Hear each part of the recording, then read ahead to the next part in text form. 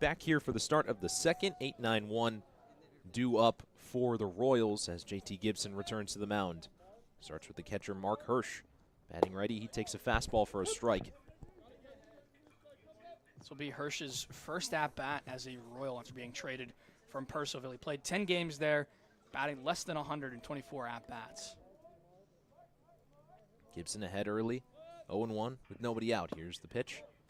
It's also on the outside corner. Nice work there from Gibson, 0-2. Hirsch, a rising sophomore at FIU. When Purcellville was here, he was talking with all the players that played for FIU on the Tom Sox. We had a couple of them. Evan Allwine, Cole Cleveland was here at the time. Adonis Velez was as well.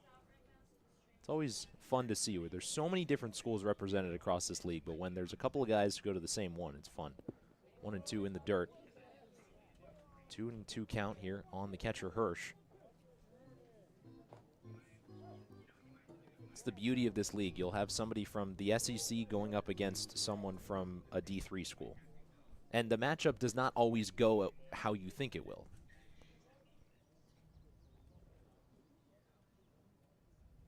Here's a 2-2 from Gibson. Fastball runs outside. I think Elijah Williams would be a good example of that. Maybe you'd see the colleges Elijah Williams has played at, and you'd think, oh, well, he stands no chance in a league like this. And you see him, and he's had 5 hard-hit balls in every single one of his at-bats this season. So Gibson's run it full here. Here's the pitch, fouled straight back from Hirsch. Elijah Williams plays his college ball. Well, he's going to play at Flagler next spring, but he plays at Alabama North Community College. As the full count from Gibson misses in the dirt. Nice at bat from Hirsch. He's able to work a walk. That's the 4th issued by JT this afternoon. Now batting the left fielder, Troy Davis. It's got to be frustrating for JT. He gets early in the count, he's ahead, 0-2, and Hirsch just doesn't bite on any of the off-speed pitches, and now he's on first. And again, now a new season high for Gibson in walks, and not the ideal thing you want to set a new season high when you go out on the bump. Here's Troy Davis, who has started off with a strike. He's had a good season in his limited action for Winchester. He's only played in 13 games, but he has a .286 average with 4 RBIs on 8 hits. Got Hirsch over on first, who's not much of a stolen base threat, as Davis swings through the second pitch, and it's 0-2 again. JT Gibson, this is he's in the portal currently, but he's played for 2 schools before. He started with Virginia Tech, then went down to Kennesaw State. This is a guy who has a lot of top-tier experience at 2 very good schools, as Davis spoils it off. He starts at Virginia Tech, where he's very highly recruited, then doesn't play a lot there, goes over. Before he gets to Kennesaw State, he pitches in the Cape Cod League, and now he's in the Valley League. So a lot of people see the Cape League as kind of the pinnacle of summer baseball. Gibson's already been there, so at a certain point, his ERA being in the 2 range should not really be a surprise given the competition he's played against, as the 0-2 from him is outside. Well, he's very talented, and again, you said it's very evident when you look at the stats, but also evident when you watch the games, just the way he conducts himself and the way he pitches. You know, he doesn't often fall behind. The Hirsch at-bat, and honestly, the performance today is a little bit surprising from what we've seen from him so far, but he's looking to kind of rebound and get back to his normal self here. Swing and a miss. Here's a back pick from Clayton, but the tag applied kind of late by Williams, and just 1 out on the board as Hirsch is back safely. Gibson picks up his 2nd strikeout of the afternoon, and that will turn the lineup over here for Jaime Padilla. Top the lineup for the Royals, the center fielder, Jaime Padilla. Padilla, a guy who plays his college ball not too far from here at Shenandoah University, where he has been exceptional. Hit .418 in his most recent season, 42 RBIs on 71 hits. And so Shenandoah is a Division III school, so this is one of those matchups that we were talking about here. Padilla flew out in the 1st inning, and he pops one up here. Williams says he has it. That ball just right of the fence. That was a tough play. I think he could have reached for it, but at a certain point he lost in the sun. You got to figure out whether or not you're going to run into that fence over there. And I don't think anybody else had an angle to let him know if he was going to be able to catch it or not, so a tough play there. And again, can't blame the guy for not making that catch. It's a tough one. But he has got Hirsch on first here. He represents the tying run. Padilla hits a ground ball in the hole at short. Soroy can't spear it, and Padilla's on here with a one-out single. Just like that, the Winchester squad has something going here. First and second with one out for the meat of their order, and it starts with Connor Guy. That one's just a seeing eye base hit there. Soroy was a little shifted towards the second base bag in anticipation of the double play ball, and he wasn't able to get to that one more close to his natural spot at short. Now he's going to play behind the second base bag. A little bit of a shift here for the lefty, Connor Guy.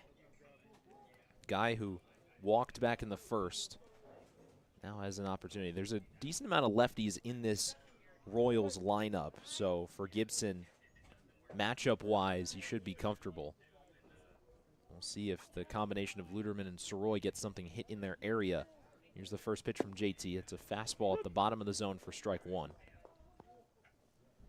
Guy is somebody who walks a lot. He comes into this game with 33 walks. Now he has 34. He's far and away the leader in free passes in the VBL. So if Gibson wants to get him out, he's going to have to give him something in the zone. Here's the 0-1. Slider just misses, and it's 1-1. And to have this kind of discipline at the age of college level is impressive for a guy as a collegiate hitter. You don't really see many guys at college with the discipline like this to walk almost double the amount of times they strike out. Here's the pitch in the dirt as well. Most recently played at Daytona State College out there in Daytona Beach, Florida, where he was quite the racer out there. 10 stolen bases, 25 RBIs, and hit 368 for him. 2-1 from JT. Ball just misses below the zone. Got away briefly from Clayton, but he pounces on it. Both runners stay put, first and second here with one out. Tom Sox ahead in this one, here in the second, 3-1. The ability to walk and steal bases at the same time is a really undervalued ability, I think, in the world of baseball these days. I mean, that's almost as if you're hitting a double every time if you can efficiently steal second after a walk. It was really what we saw with James Nunnally before his injury that set him apart, as that ball's on the outside corner to make it 3-2. This is a lot of what has gone into the Tom Sox team identity this season, is taking advantage of defensive mistakes and having good base running. That's been something that's really helped them.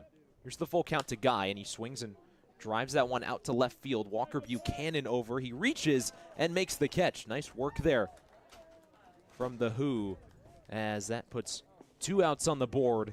It'll be up to Todd Abraham to try to keep this inning going. Again, Walker Buchanan is a bigger dude, probably one of the bigger guys in this Tom Sox lineup, but right there you wouldn't be able to notice it. He kind of glided over, made a nice catch right near the foul line. That's a tough play for a lot of outfielders in this league, but Buchanan makes a nice one there. You look at somebody like Walker Buchanan, who's 6'3", 220, and think, well, that's a first baseman or maybe a third baseman, maybe even a catcher if I've ever seen one, but he slotted out there in left field this afternoon and made a nice play. So now with 2 outs, here's Todd Abraham. Still with 2 on and now 2 out. First pitch, a fastball on the outside corner for strike one. Abraham, who's at second this afternoon, the rising junior out of Rome, New York, hitting .271 with 19 hits and 17 free passes as well. Gibson looks back, now in and fires. 0-1 in the dirt, and it's 1-1.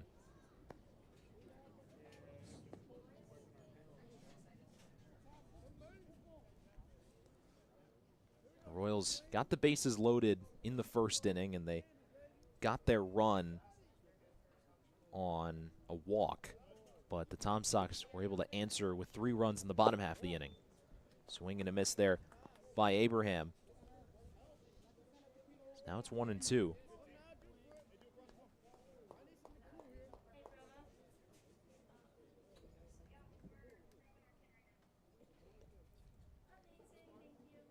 Gibson versus Abraham, trying to strand another pair. Here's the pitch from JT in the dirt. Abraham lays off of it. Parker Fry waits on deck. Abraham's 1 for 1 in this game with a single.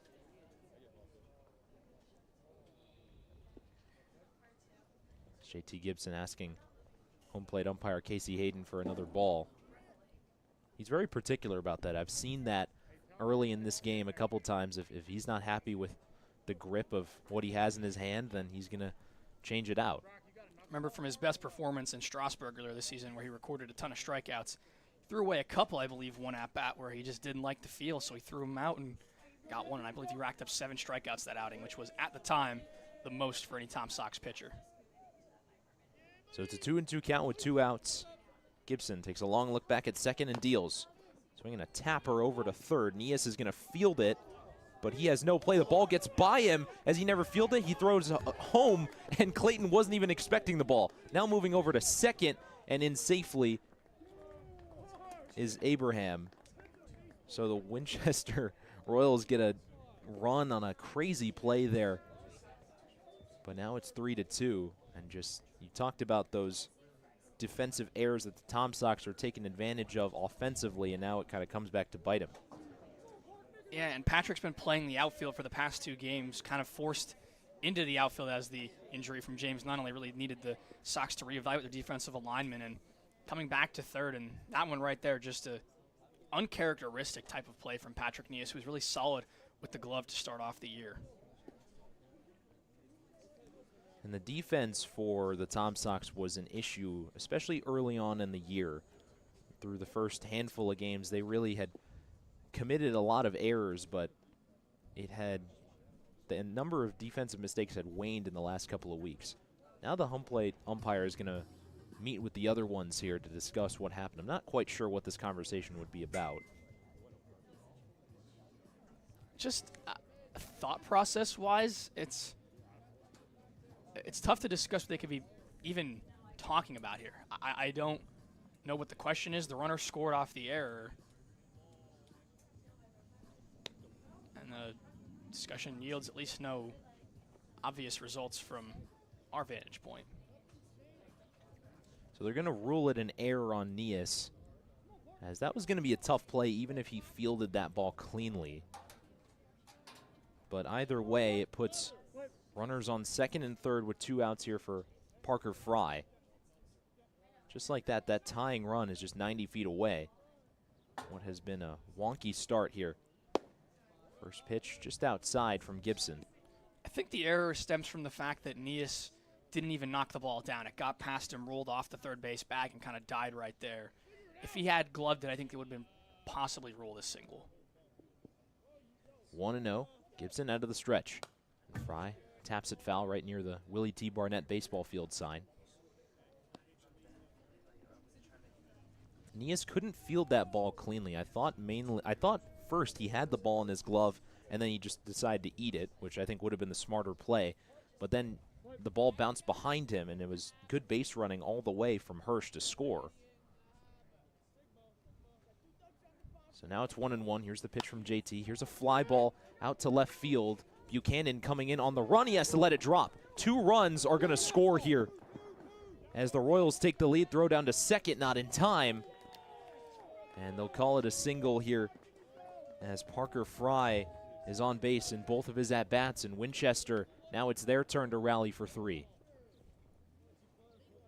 And well, there's the downside of Buchanan not fast enough to get to that one. It's a very tough play, don't get me wrong, but didn't have the swiftness out there to get to that fly ball. Had to let it drop and nearly made a nice throw to get the runner Abraham at home, but in time the throw came up a little bit short and allowed Fry to advance to second, and now we'll have a mound visit with Randy Tomlin, and we'll see if that's the end of the ball game for JT Gibson.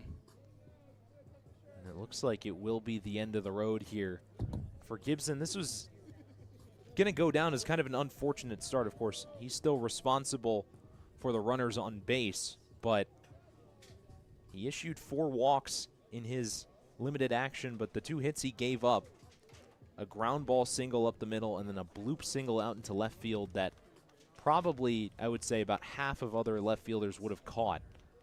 Gibson taking the slow walk back to the dugout. So we will take a quick break here and come back with the rest of this second inning. Winchester ahead by 1 here.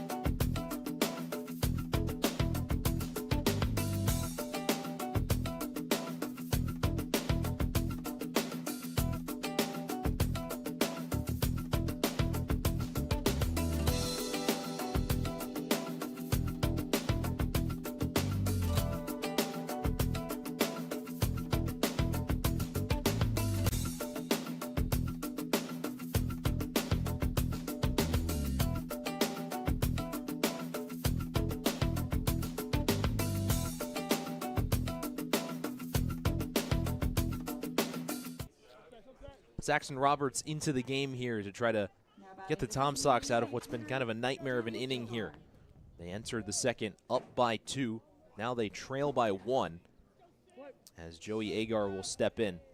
Still with the runner on second base. That's Parker Fry. Roberts, the rising sophomore out of Auburn, the hard-throwing righty, delivers a first pitch that misses high for ball 1. Saxon's looking to rebound after his last outing on Thursday against Covington. He only recorded 1 out, allowing 4 runs on 2 hits and 3 walks. Couldn't really find the zone near the back end of that outing. Second pitch from Roberts is at the knees for strike 1. He's only pitched 2 1/3 innings on the season. That ERA sitting at around 15, but we've seen him before really end up shoving. He's able to get the save versus Waynesboro a while ago in what was kind of a marathon of a game that went to 12 innings. He finds himself behind the count here 2-1. He did pitch against Winchester in the first matchup of these two teams and was solid. Walked the bases loaded but managed to work out of it pretty efficiently, keeping that score at 1-0. 2-1. That's at the top of the zone. Make it 2-2. Agar was able to get Winchester's only run of the game up to this point with a walk in the first inning. Of course, now the Royals have rallied for 3 here. Even count 2-2 with 2 outs. Here in the second, here's the pitch from Roberts, swing and a miss. He's able to blow him away with the fastball, and that gets the Sox out of the inning. But not before Winchester able to chase the Tom Sox starter, JT Gibson. And now the Tom Sox trail by 1. We'll move to the bottom of the second. We got a good one brewing here at the CHO.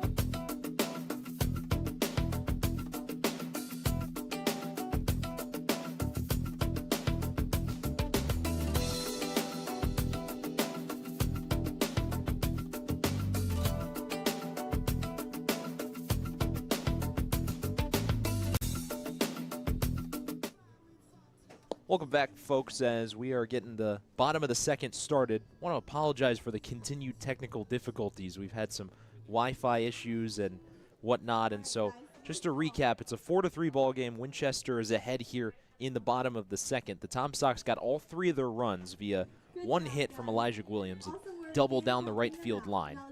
And so that's where we stand. The Royals were able to rally for 3 runs, so JT Gibson's afternoon is done, but now it's the Tom Sox turn to try to reclaim the lead here. It starts with Walker Buchanan, the 8th hitter in the order, against Owen Powell, the Winchester starter. Here's the first pitch, and it's a strike. Buchanan, another one of the guys who was here early today. I'll mention all of them. Preston Gamster, Elijah Williams, Walker Buchanan, and Kyle Langley were the guys that stopped in early today to get some extra reps before the game. Buchanan up the middle with the base hit. Walker Buchanan was telling us that he was feeling good today, and there we go. He's 1 for 1, and the Tom Sox have that tying run sitting over at first. That's just a good piece of hitting there. Waited back on the pitch and took it right back where it came from for an easy single, and now it gets a guy who's pretty effective with runners on base in Kyle Langley. Cue the Red Hot Chili Peppers as Langley digs in, hitting .273 on the year.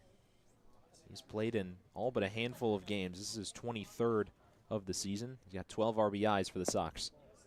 And he takes one outside for a ball. Langley, one of a handful of players from James Madison on this Tom Sox team. He's been really solid, as you mentioned, with runners in scoring position. Here's the second pitch to him. That's right down the middle for strike one.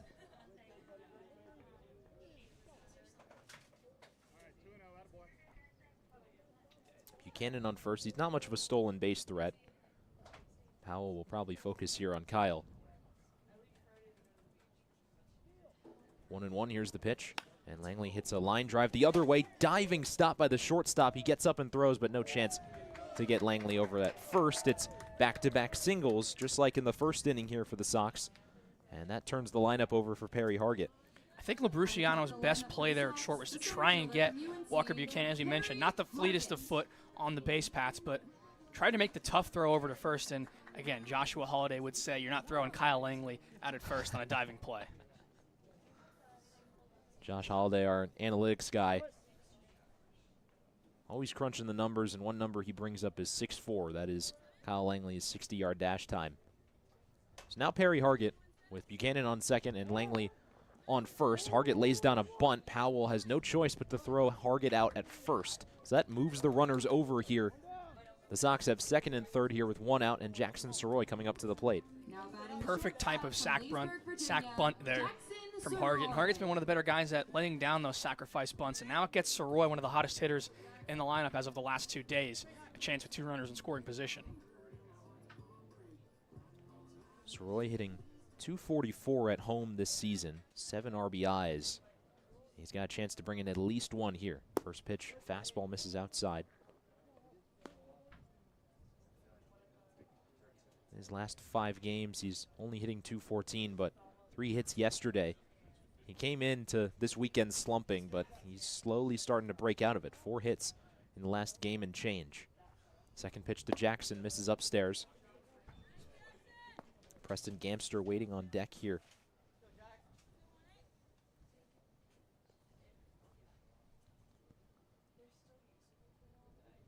Langley on second, Buchanan on third, 1 out. Sox trail by 1 here in the bottom of the second. Powell looks back at second, takes a deep breath, and kicks and fires. Soroy lines one out to center field. Coming in is Padilla, and he will not be able to make the catch. He laid out for it, but Buchanan will score over to third. Langley in time as the throw is offline. Soroy with good base running into second, and we are tied up here at 4. Jackson Soroy continues his good work. Yeah, and again, it's just these line drives now. Soroy consistently finding that solid barreled contact into the outfield, and that one a little bit lucky there for Soroy, but the swing wasn't all luck. It was a nice piece there, and baseball gods on his side helping that one find some green. Now Preston Gamster in the same situation as Soroy. 2 runners in scoring position, 1 out, 1 in this inning. Tied up here at 4. First pitch from Powell, and Gamster takes one in the dirt. Gamster in this game 1 for 1 with the single. He came around to score on that RBI double from Elijah Williams.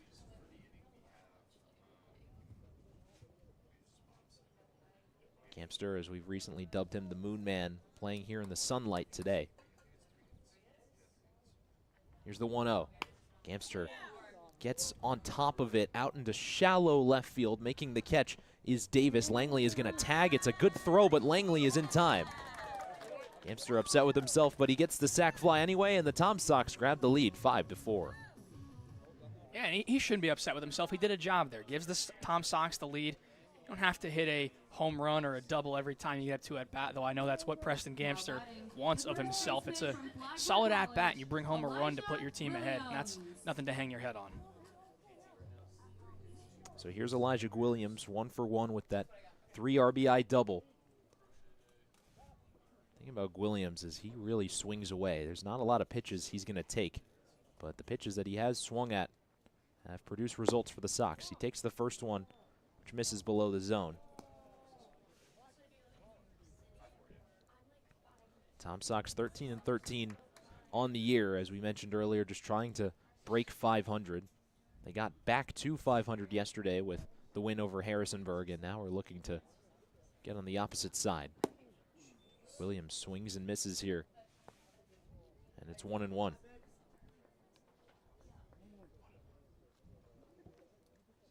Jackson Soroy still over there on second base with 2 outs. Patrick Neas waiting on deck, but the lefty Williams trying to bring Soroy in. Here's the pitch from Powell, and Williams hits a tapper over to first. Powell collects, throws over, and makes the out. So that ends the inning, but the Sox able to rally for 2. First on the RBI single from Jackson Soroy, and then the go-ahead sac fly from Preston Gamster. We're going to the third. Tom Sox ahead, 5-4.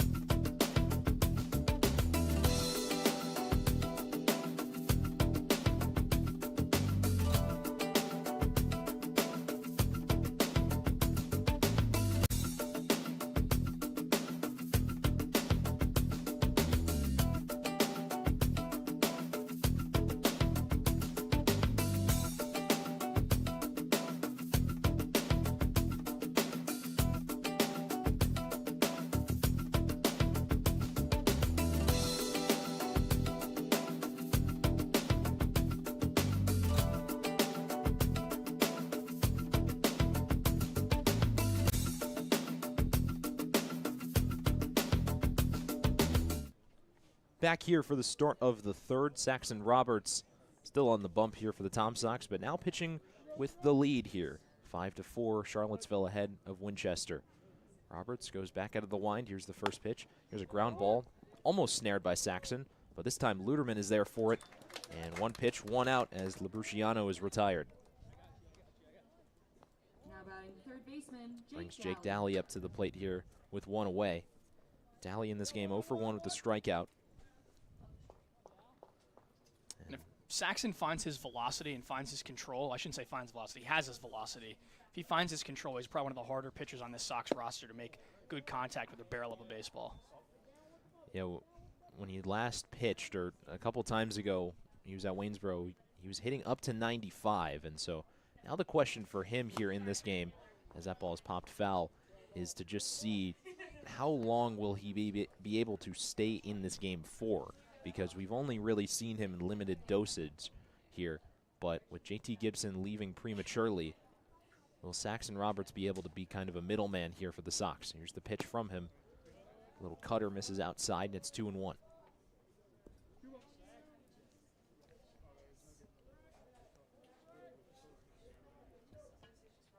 Another pitch from Roberts is popped up. Williams is over, but he will have no play.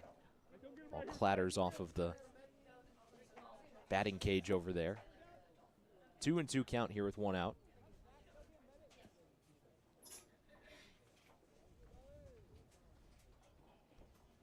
Roberts deals on a 2-2, upstairs with the fastball.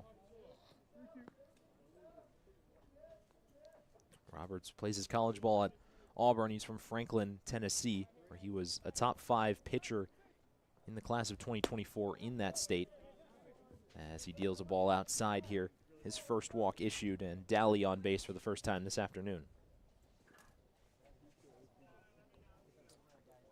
Brings Mark Hirsch up to the plate here with 1 away and 1 on. Hirsch, no official at bat. He walked to lead off the second inning. Roberts was a guy who was pretty highly recruited out of high school to the point where, as that ball hits the home plate umpire, K.C. Hayden, Looks like he's going to be okay.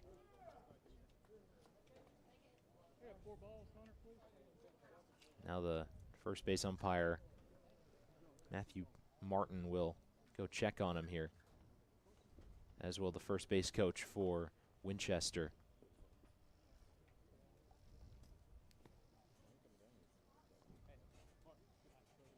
I mean, he walked that one right off. A little bit of a reaction as soon as it hit him, but he walked it off, chucked the ball to Saxon Roberts to give him a new baseball, and then asked for 4 more for the Tom Sox dugout. So if it's affecting him, he's not letting it show. It's an 0-1 count here with 1 out. And Hayden gives the thumbs up. He's okay.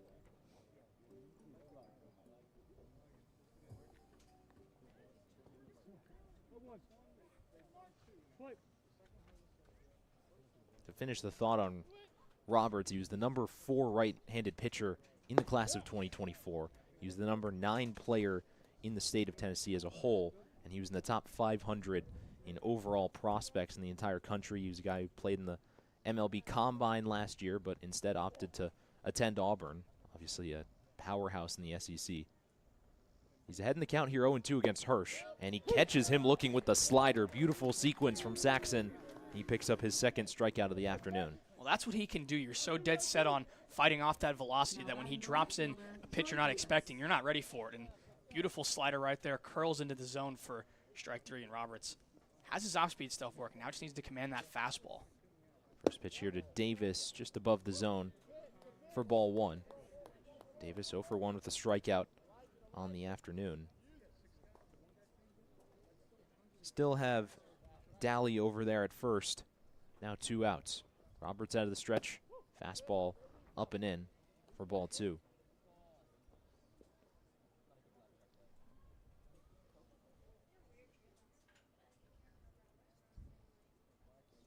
Davis plays his college ball at East Stroudsburg, originally from Pittston, Pennsylvania.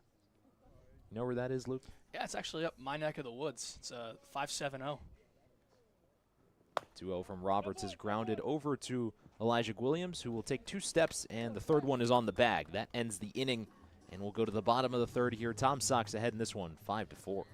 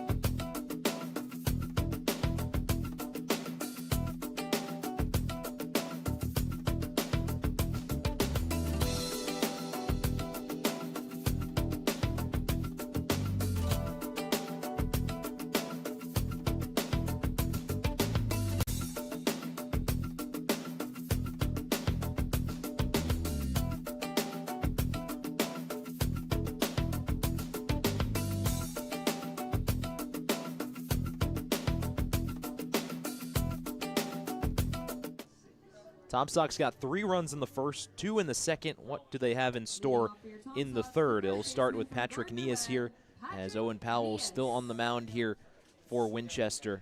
What has been a wild game so far, 5-4, Charlottesville ahead. As Nias digs in, he's 0 for 1 with the ground out.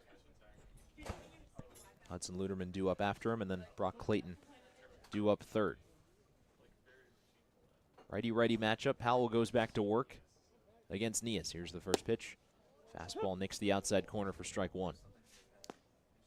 Powell's been tagged early. I'm surprised that still no motion from the Winchester bullpen. I'm assuming they're going to let Powell go, as they had a couple guys go last night in a thumping loss to Strasburg. Second pitch here to Nia's slider will be wasted outside. And this is, I mean, Powell has gone at least 5 innings in his last 2 starts. And he's pitched at least 2 2/3 in all of them. He's put up great numbers for the Royals this season, so it makes sense why they trust him, as Nias hits a slow ground ball gloved over by Dally. He throws to first, made that look a lot easier than it was. And Nias has 2 5-3 groundouts in his outing so far. And Powell's had a lot of weak contact, so it makes sense as to why they're keeping him in the ball game. But I would think it's just a question of how many guys they had to use yesterday and sticking with him after he's kind of been roughed up early on in this one. It's interesting because he entered this game with 13 strikeouts in his last 2 outings. Tom Sox have put everything in play here so far, as the first pitch to Luderman misses down and away. Hudson on the game. He grounded out to the pitcher last time up. This is the stretch in the lineup that so far has not been able to perform. Neither of the 3 hitters due in this inning reached in their first at-bat, as Luderman fouls one off the screen of the away dugout, and it's 1-1. Huddy plays his college ball at Virginia Tech, where he had a decent amount of playing time for the Hokies. He played in 42 games, hit .208, had 4 home runs and 22 RBIs. With Huddy, you know the power is there. Can he pull it fair is the question, as he pulls that one, and we're going to ask that question now. This one is to the right of the foul line. Luderman is racing into second, and he is in with a feet-first slide. He's got a 1-out double, and the Tom Sox trying to keep the streak going of scoring in every inning here. I mean, he is one of the most impressive pull-side hitters I've seen in the VBL. It feels like everything he pulls to the left side is either hit hard or, again, hit far sometimes. You see the challenges the Charlottesville High School glass windows over there sometimes when he rips one far left. But that's just a nice job of hitting there, finding the line and staying within himself, as he's done so often this year. I would hate to be a piece of glass when Hudson Luderman is hitting, because you never know whether you're a car window, one of the windows at CHS, always in danger of being shattered. How far he hits the ball. Now it's Brock Clayton at the plate. First pitch to him hits the zone here for strike 1. I have a funny story with glass being broken in regards to baseball, Daniel. It's back in Little League. My good friend and teammate, his name's Zane,